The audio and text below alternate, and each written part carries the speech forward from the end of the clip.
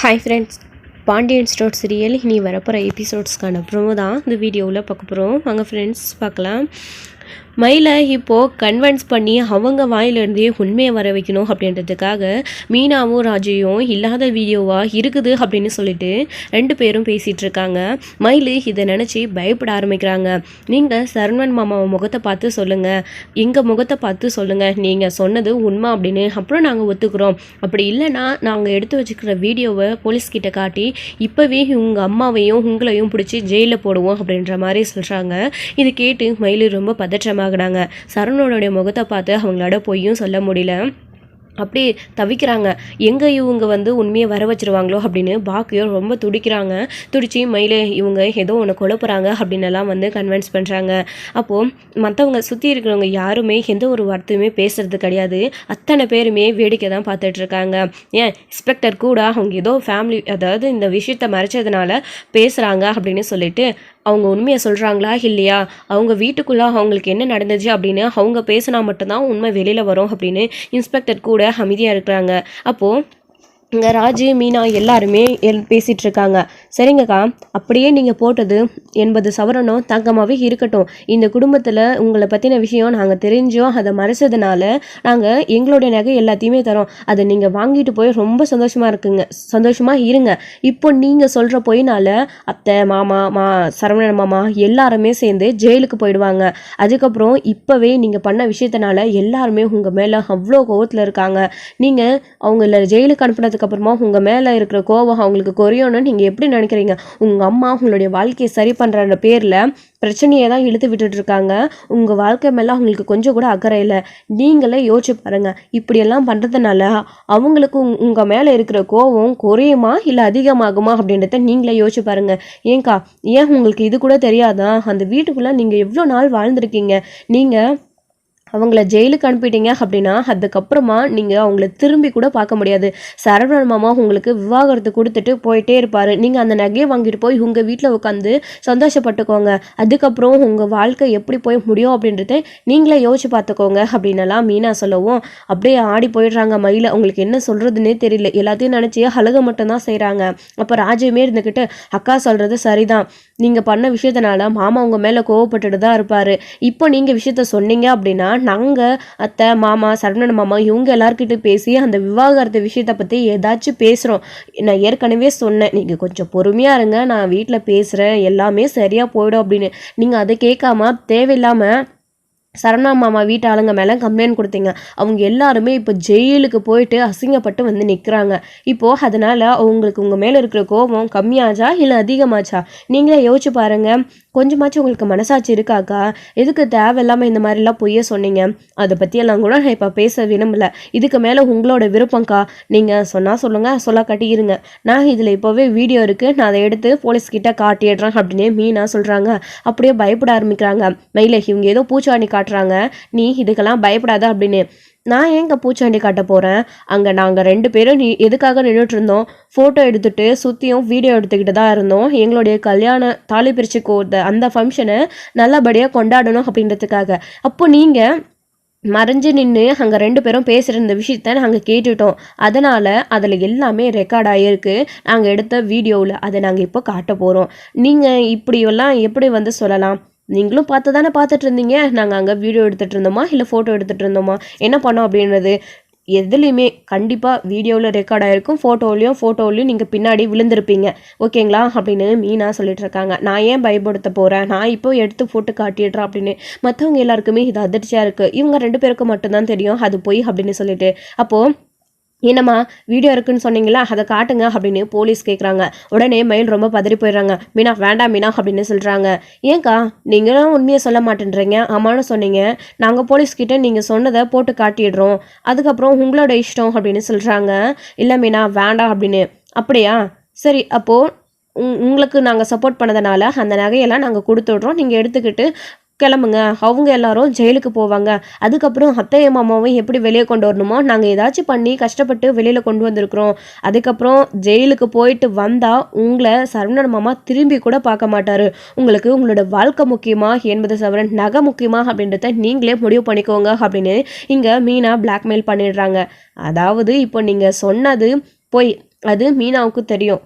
நீங்கள் பொய் சொன்னீங்க அப்படின்னா அவங்க ஜெயிலுக்கு போயிடுவாங்க. உங்களுடைய வாழ்க்கை அவ்வளோதான் முடிஞ்சு போயிடுச்சு. நீங்கள் அவங்கள விவாகரத்துக்கு ஒத்துக்க வேண்டியது தான். சரவணன் மாமாவை டிவோர்ஸ் பண்ண. அப்படி நீங்கள் உண்மையை சொன்னீங்க அப்படின்னா அவங்களும் வெளியில் வந்துடுவாங்க. நீங்கள் 2 பேரும் சேர்ந்து வாழ்வீங்க அப்படின்ற மாதிரி இங்கே மீனா சொல்லலாமோ, மயிலுமே அதுக்கேற்ற மாதிரி பயந்துக்கிட்டு, இல்லை மேடம், நான் சொன்னது பொய் தான். ஐயோ, நான் சொன்னது பொய் தான். இல்லை இல்லை இல்லை அப்படின்னு மயில் கத்திடுறாங்க. அந்த வீடியோவை யாருக்கும் போட்டு காட்டாத. அந்த வீடியோவில் நாங்கள் பேசினது எல்லாம் தெளிவாக ரெக்கார்ட் ஆகிருக்கோம். நீங்கள் வீடியோ எடுத்திருந்தா ஃபோட்டோஸ்லேயும் நாங்கள் விழுந்திருப்போம். ஆமாம், நாங்கள் சொன்னது உண்மை தான் அப்படின்னு சொல்லிடுறாங்க இங்கே மயில். அதாவது 80 சவரன் போட்டதா சொன்னது பொய், 8 சவரன் மட்டும்தான் தங்கம். இப்போ நான் சொன்னது பொய். என் அம்மா பேச்சை கேட்டுக்கிட்டு தான் நான் இப்படி பண்ணிட்டேன். என் அம்மா இப்படி சொன்னாங்க. அதாவது எங்கள் 2 பேரையும் சேர்த்து வைக்கிறேன். நீ இப்படியெல்லாம் சொன்னாதான் நான் அவங்க கூட உன்னை சேர்த்து வைப்பேன் அப்படின்னு சொன்னாங்க என் அம்மா.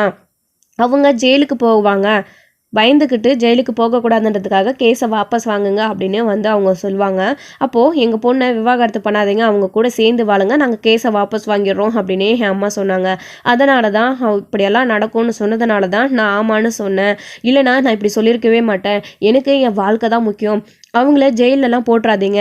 என் மாமாவை ரிலீஸ் பண்ணிவிடுங்க. நாங்கள் சொன்னதெல்லாம் போய் என் அம்மா கொடுத்த கேஸையும் நாங்கள் வாபஸ் வாங்கிடுறோம் அப்படின்னலாம் மெயில் சொல்லவும் எல்லாருமே ஆடி போயிடுறாங்க. எல்லாருக்குமே ரொம்ப அதிர்ச்சியாக இருக்குது. முக்கியமாக போலீஸ்க்கு அவ்வளோ கோபமாக இருக்குது. அப்போது ஏமா எவிடன்ஸ் இருக்குன்னு சொன்னாங்கல்ல, அதை இப்போ காட்டுங்க, அவங்க ஒத்துக்கிட்டாங்க அப்படின்னு சொல்லிட்டு கேட்கவும், அதான் மேடம் அவங்க வாயாலே உண்மையை சொல்லிட்டாங்களே, அதுக்கப்புறம் எவிடன்ஸ் இருந்தா என்ன இல்லைனா என்ன அப்படின்னு மீனா சொல்லவும் எல்லாருக்குமே அதுக்கு மேலே அதிர்ச்சியாக இருக்குது.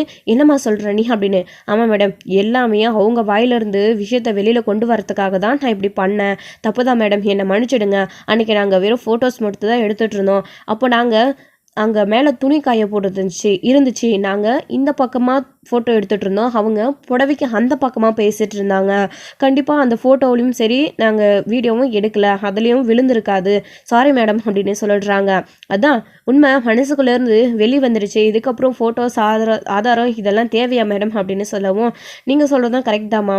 அவங்க வாயிலே உண்மையை ஒத்துக்கினதுக்கப்புறம் அது எதுக்கு அப்படின்னு சொல்லிட்டு போலீஸும் சொல்லிடுறாங்க. ஒரு வேளை நீங்கள் அப்படி வீடியோ எடுத்திருந்தா அது உண்மையாக இருந்தால் ஸ்ட்ராங்கான எவிடன்ஸாக இருக்கும். நீங்கள் அவங்க சொன்ன பொய் புகாருக்காக பொய் கம்ப்ளைண்ட் கொடுத்ததுக்காகவும் பொய் சொன்னதுக்காகவும் அவங்க மேலே நீங்கள் கம்ப்ளைண்ட் கொடுத்துருந்தீங்க அப்படின்னா விசாரிக்க எங்களுக்கு சரியாக இருந்திருக்கும். அதனால் கேட்டோம் அப்படின்னு சொல்லவும், என்னம்மா அப்படி ஏதாச்சும் நீங்கள் யாராச்சும் முடிவு பண்ணி வச்சுருக்கீங்களா, எதுவாக இருந்தாலும் சொல்லிடுங்க அப்படின்னு போலீஸ் சொல்லவும், இங்கே பாக்கியத்துக்கும் அவரோட ஹஸ்பண்ட் மயிலுக்கும் அப்படியே பயங்கர அதிர்ச்சி ஆகுது.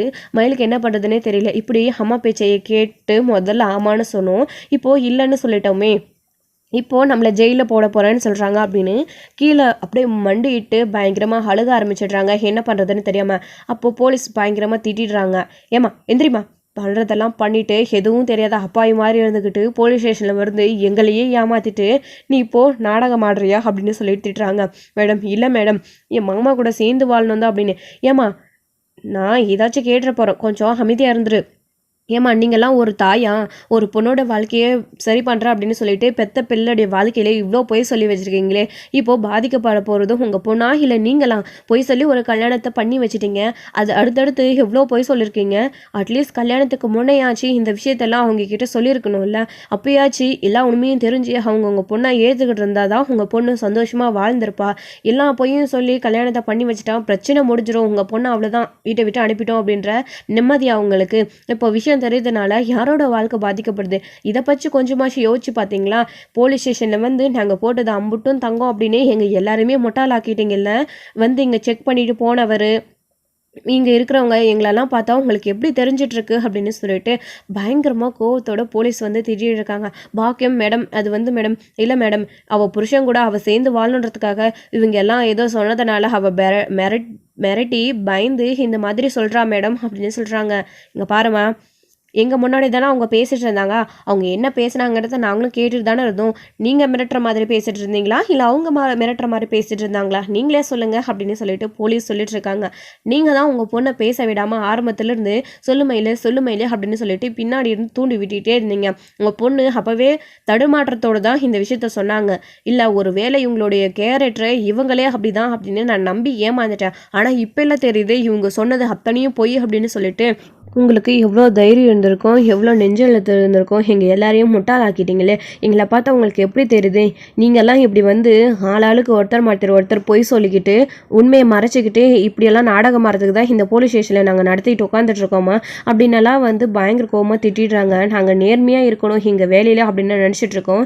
இப்படி சொல்லி பொய்யை சொல்லி எங்களையே நீங்கள் ஏமாத்திருவீங்க போல இருக்கே. நாங்களுமே சட்டத்தில் எது நியாயம் எது தப்பு அப்படின்னு தெரியாமல் தான் முடிவெடுக்கும் போல இருக்கே அப்படின்னலாம் வந்து போலீஸ் சொல்லவும் என்ன சொல்கிறதுனே தெரியல மற்றவங்க எல்லாருக்கும்.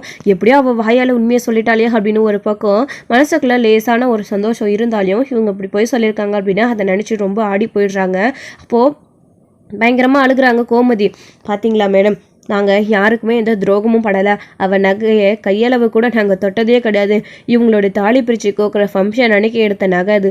அதுக்கப்புறமா அந்த நகையை திருப்பி கூட தொட்டு கூட யாருமே பார்க்கல. அப்பத்துலேருந்து இப்போ வரைக்கும் அது லாக்கரில் தான் இருந்துச்சு. இப்போ இங்கே எடுத்துகிட்டு வந்து காட்டினதுக்கப்புறம் தான் அது கவரிங்காக தங்கமானது எங்களுக்கே தெரியும். அதான் அவள் வாயிலே அவள் ஒத்துக்கிட்டாலே இது கவரிங் அப்படின்னு. தேவையில்லாமல் எங்ககிட்ட இருந்து நகையை பிடுங்க பார்த்துருக்காங்க. நீங்கள் தான் ஏதாச்சும் பண்ணணும் அப்படின்னு இங்கே கோமதி வந்து சொல்லிட்டுருக்காங்க. அப்போது கவலைப்படாதீங்க அத்தை, இதுக்கு மேலே எல்லாத்தையும் போலீஸ் பார்த்துப்பாங்க அப்படின்னு சொல்லிட்டு, என்னம்மா இதுக்கப்புறம் என்ன போலீஸ் பார்ப்பாங்கன்னு சொல்லிட்டு விடுறது, இப்போவே இவங்க மேலே கம்ப்ளைண்ட் கொடுக்கணும் அப்படின்னு சரவணன் சொல்கிறாங்க. இது கேட்டு ஆடி போயிடுறாங்க மற்றவங்க எல்லாருமே. வேண்டாமாம்மா அப்படின்னு மயில் அழுகிறாங்க. வாயை மூடிடி, இதுக்கு மேலே ஏதாச்சும் பேசினா போலீஸ் ஸ்டேஷன் கூட பார்க்க மாட்டேன், கழுத்தை நெரிச்சு கொன்னுடுவைங்க அப்படின்னு சொல்கிறாரு. சரவணா, என்னடா பேசிட்டு இருக்க நீ? அவசரப்பட்ட வார்த்தைகள் விடாத. இந்த குடும்பத்துக்கிட்ட நம்ம எது பேசுறதா இருந்தாலும் கொஞ்சம் யோசிச்சு தான் பேசணும். ஏன்னா நம்ம பேசுகிற ஒவ்வொன்றத்தையும் நமக்கு எதிராகவே ஆதாரமாக வச்சுக்கிட்டு நம்மள இல்லை கம்பி எண்ணெய் வைக்கிறாங்க அப்படின்னு சொல்லவும் நீங்கள் சொன்னது கரெக்ட் தாம்மா. இந்த குடும்பத்துக்கிட்ட கொஞ்சம் உஷாராகவே இருக்கணும். ஏன்னா அவ்வளோ தில்லாலங்கடி வேலையில் இந்த குடும்பம் பார்த்து இருக்குது அப்படின்னு சொல்லிட்டு சரவணன்னு சொல்லிட்டு இருக்காங்க. மேடம், நான் இவங்க மேலே கம்ப்ளைண்ட் கொடுக்குறேன். நீங்கள் இவங்களை தூக்கி உள்ள வைங்க. எங்களை ஏமாத்தின பாவத்துக்கு இவங்களுக்கு அதுதான் தண்டனை அப்படின்னு சொல்கிறாங்க. எங்களை ஏமாற்றி இவளை என் தலையில் கட்டி வச்சுட்டாங்க. இப்போ நான் இவங்க மேலே கம்ப்ளைண்ட் கொடுக்குறேன். உங்கள் முன்னாடியே இது பொய்ய சொல்லி இவங்க எப்படியெல்லாம் நாடகம் ஆடினாங்க அப்படின்றத நீங்களே பார்த்துக்கோங்க. எங்களுக்கு ஒரு நியாயத்தை வாங்கி கொடுக்கணும் நீங்கள் தான் அப்படின்னு சொல்லிட்டு சொல்கிறாங்க. இப்போ திருன்னு முழிக்கிறாங்க பாக்கியம். மேடம், இல்லை மேடம், இவங்க ஏதோ என் பொண்ணு குழப்பி இப்படியெல்லாம் சொல்ல வச்சுட்டாங்க. என் பொண்ணு பயந்துக்கிட்டு தான் அப்படி சொல்லிட்டா. மயில சொல்லு மயில, நீ அவங்களுக்கு சொன்னதுக்கு பயந்துட்டு தானே இப்படிலாம் சொன்னேன். பாரு மயில, இப்போ அம்மாவை பிடிச்சி ஜெயிலில் போகிறேன்னு சொல்லிட்டு இருக்காங்க அப்படின்னு சொல்லவும் அப்போ தான் போலீஸ் இருந்துக்கிட்டு, என்னம்மா திரும்பவும் உங்கள் பொண்ணை பேசி கன்வின்ஸ் பண்ணி ஆமான்னு சொல்ல போகிறீங்களா? அவங்க உண்மையை ஒத்துக்கினதுக்கப்புறம் ஆமான்னு சொன்னால் என்ன சொல்லலை என்ன அப்படின்னு சொல்லிட்டு போலீஸ் சொல்லிட்டு இருக்காங்க. இல்லை மேடம், என் பொண்ணு இப்போ பேசுவா. மயில பேசு மயில அப்படின்னு சொல்லிட்டு, அம்மா போதுமா, நம்ம சொன்னதெல்லாம் போதுமா, நாம் இப்படி போய் சொல்ல நமக்கு தாம்மா அது பிரச்சனையாக போய் முடியுது அப்படின்னு மயில் சொல்லிடுறாங்க. இதுக்கப்புறமா விசாரிக்கிறதுக்கு என்ன இருக்குது, அவங்க சொன்னது போய் அப்படின்னு சொல்லிட்டு நிரூபணம் ஆகிடுது. இப்போது சரவணன் கம்ப்ளைண்ட் கொடுக்குறேன் அப்படின்னு சொல்லிட்டு இருக்காரு. ஏன் அப்படின்னா, எங்கள் அப்பா அம்மா தப்பு பண்ணாத நாங்கள் குடும்பத்தோட ஜெயிலுக்கு போய் என்னெல்லாம் அசிங்கப்பட்டு அவமானப்பட்டோம், என் அப்பாவை ஜெயிலுக்கு கூட்டிகிட்டு வந்து வச்சுட்டாங்க அப்படின்னு நான் என்னால் குற்ற உணர்ச்சியில் இருந்தனும், அதே மாதிரி அவளும் ஒவ்வொரு நாளும் சித்திரவதையை அனுபவிக்கணும், அதை நான் பார்க்கணும் அப்படின்னு சொல்லிட்டு சரவணன் இப்படி ஒரு கம்ப்ளைண்ட்டை கொடுக்குறாங்க. இப்போது பாக்கியத்தை தூக்கி உள்ளே வச்சிடுறாங்க. மற்றவங்க எல்லாரையும் நீங்கள் இது எல்லாத்தையும் அவங்கக்கிட்ட கொடுத்துட்டீங்களா, ஏம்மா இதெல்லாத்தையும் நீ எடுத்துகிட்டு கிளம்புமா, சார் உங்கள் பொண்ணை இங்கேருந்து கூட்டிகிட்டு போயிடுங்க, இப்போது நீங்கள் பொய் சொன்ன குற்றத்துக்காக உங்களை அரெஸ்ட் பண்ணுறோம் அப்படின்னு சொல்கிறாங்க. இப்போ கேஸே வேறு மாதிரி ரிவர்ஸில் மாறிடுது. அவங்க கொடுத்த கம்ப்ளைண்ட் இப்போது அவங்களுக்கு எதிராகவே மாறிடுது. சரவணன் மயிலோடைய அம்மா மேலே கம்ப்ளைண்ட் கொடுக்குறாங்க. மாமா வேண்டாம் அப்படின்னு சொல்லி அழுகிறாங்க. ஓ, மீனா பிள்ளை சொன்னதுனால, மீனா பிள்ளை சொன்ன மாதிரி நீ உண்மையை ஒத்துக்கிட்டா நான் உன் கூட சேர்ந்து வாழ்ந்துருவேன் நீ நினச்சல. இவ்வளோ பொய் சொன்னதுக்கப்புறமும் நான் உன் கூட எப்படி சேர்ந்து வாழ்வேன்னு நீ நினச்சேன். இதுக்கப்புறம் தாண்டி நான் இன்னமும் உறுதியாக இருக்கேன், உன் கூட ஒரு நிமிஷம் கூட சேர்ந்து வாழக்கூடாது அப்படின்னு உன் முகத்தை பார்க்க கூட அருவெறுப்பே கிடையாது. இதே கடைசியும் முதலமாக இருக்கணும் உன்னை பார்க்குறது அப்படின்னு சொல்லிட்டு சரவணன் அங்கேருந்து வாங்கம்மா வாங்க அப்படின்னு சொல்லிட்டு கூப்பிட்டுட்டு போயிடுறாங்க. வீட்டுக்கு போனதுக்கப்புறமா மயில் பயங்கரமாக இங்கே அழுதுகிட்டே உட்காந்துட்டு இருக்காங்க. என் வாழ்க்கை போச்சே அப்படின்னு சொல்லிட்டு. பாக்கியம் ஜெயிலுக்கு போயிட்டாங்க. அவருடைய அப்பா இருந்துக்கிட்டு, நான் அப்போவே அவகிட்ட படித்து சொன்னம்மா, அவள் கேட்கவே இல்லை, என் வாயும் அடைச்சி உன்னையும் பேச விடாமல் பண்ணி இப்போது இந்த நிலைமைக்கு கொண்டு வந்து விட்டுட்டு அவள் போய் ஜெயிலில் உட்காந்துக்கிட்டா. இப்போ நான் என்ன பண்ண போகிறேன், அவளை எப்படி வெளியே கொண்டு வர போகிறேன், உன் வாழ்க்கையை எப்படி சரி பண்ண போகிறேன் அப்படின்னு சொல்லிட்டு அவருடைய அப்பா அவருமே வந்து மயில் அழுதுகிறத பார்த்துட்டு உட்காந்து புலம்பிகிட்டு இருக்காரு. அப்போது இந்த பக்கம் வீட்டுக்கு போனதுக்கப்புறமா மீனாவுக்கும் ராஜுக்கும் என்ன சொல்கிறதுனே தெரியல, அப்படியே திருன்னு முடிச்சுட்டு நின்றுட்டுருக்காங்க. போய் கோமதியும் பாண்டியனும் மாற்றி மாற்றி இவங்க மேலே கோவத்தில் இருக்காங்க. பாண்டியன் அவ்வளோ கோவத்தில் இருக்காரு. இப்போது பயங்கரமாக கோவப்பட்டு திட்டிகிட்டு இருக்காரு. கோமதி வந்துட்டு, பார்த்தீங்களாடி, இவ்வளோ நாள் தான் நான் தான் பாம்புன்னு தெரியாமல் பால் வாத்துட்டு இருந்தேன். பாவம் பார்த்தீங்களே, அவளுக்கு போய் இப்போது உங்களையே எந்த நிலைமைக்கு கொண்டு வந்து வித்துட்டா பார்த்தியா? கொஞ்சம் விட்டுருந்தா திரும்பவும் நம்ம மொத்த குடும்பத்தையும் ஜெயிலில் தூக்கி போட்டிருப்பான். மிச்சம் விட்டு வச்சது உன்னையும் ராஜியும் மட்டும்தான். உங்களையும் சேர்த்து ஜெயிலில் தூக்கி போட்டிருப்பாங்க. கொஞ்சம் அசர்ந்தா பார்த்தியா, உன் புருஷன் மேலேயே, உன் புருஷன் வேலை வாங்குறதுக்காக அந்த நகையெல்லாம் விற்று நாங்கள் லஞ்சமாக கொடுத்தோமா பார்த்தியா? எப்படியெல்லாம் பேசியிருக்காங்க பார்த்தியா? தேவையாடி உங்களுக்கு இந்த விஷயத்த முதல்ல சொல்லியிருந்தா இவ்வளோ பிரச்சனை வந்திருக்குமா அப்படின்னு சொல்லிட்டு பயங்கரமாக திட்டிகிட்டு இருக்காங்க. அப்படியே அவங்க சொன்னது உண்மை அப்படின்னு அவங்க என்னமெல்லாம் நாடகம் ஆடினாங்க. அந்த போலீஸுமே நம்பி ஆமாம் அப்படின்னு சொல்லி நம்ம மேலே கேஸை திருப்பி விட்டுருந்தா திரும்பவும் நம்ம என்னடி பண்ணியிருக்க முடியும்? நாங்கள் எல்லாம் ஜெயிலுக்கு போகிற மாதிரி இருந்திருக்கோம். அப்படி இல்லைன்னா 80 சவரன் நகையே திரும்ப கொடுக்குற மாதிரி இருக்கும். அம்புட்டு நகைக்கு நம்ம எங்கடி போயிருப்போம் அப்படின்னு சொல்லிட்டு அதான் அங்கேயே சொன்னேன் இல்லை அத்தை. அப்படியே அது ஆமான்னு நிரூபணம் ஆயிருந்தா கூட அதான் என்னுடைய நகைலாம் இருக்குது இல்லை அத்தை, எங்களோட நகையை நாங்கள் கொடுக்குறதா சொன்னோமே, அது வாய்வாடுறதுக்காக இல்லை அத்தை, உண்மையிலே தான் நாங்கள் சொன்னோம். உங்களுக்கு பண்ண துரோகத்துக்காக உங்ககிட்ட உண்மையை மறைச்சோம் இல்லையா, அதுக்காக நாங்கள் அதை தண்டனையை ஏற்றுக்குறோம், நாங்கள் எங்கள் நகையெல்லாம் கொடுத்துருப்போம் அத்தை அப்படின்னு சொல்லிட்டு இருக்காங்க. போதும் நிறுத்தடி, பேசாத எதுவுமே இதுக்கு மேலே அப்படின்னு சொல்லிட்டு இருக்காங்க. அப்போது இப்போ நடந்த விஷயத்தினால செந்திலுக்கு அந்த விஷயம் தெரிஞ்சு அவருமே அவ்வளோ கோவத்தோட வீட்டுக்கு வராரு. வீட்டுக்கு வந்து இங்கே பயங்கரமாக வந்து கோவப்படுறாரு மீனா கிட்ட. ஏன் மீனா, அன்னைக்கே அவங்கள போய் பார்க்காத பேசாதன்னு அவ்வளோ படித்து சொன்னேன். என் பேச்சை கேட்காம அவங்களுக்கு போய் ஆறுதல் சொல்கிறேன்னு பேசிட்டு வந்தேன். ஆனால் பாத்தியா, அம்புட்டு பழியையும் உன் மேலே தூக்கி போட பார்த்தாங்க. அவங்க யார்?